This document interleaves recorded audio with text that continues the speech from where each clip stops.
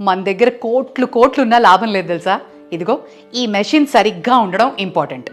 ఒక రేర్ డిజీజ్తో హాస్పిటల్లో జాయిన్ అయ్యాడు ఒక 90 ఏళ్ళ ఆయన.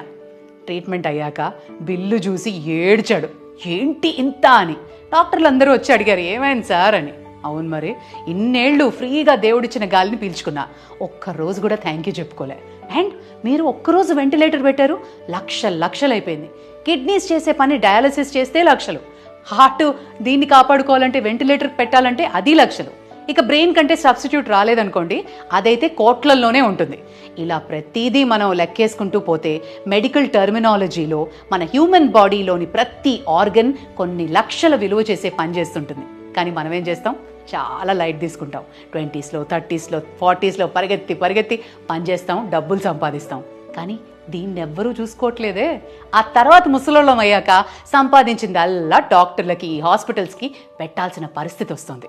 అందుకే సంపాదించకూడదు అని కాదు, I mean take care of your health, because health is the only wealth we have.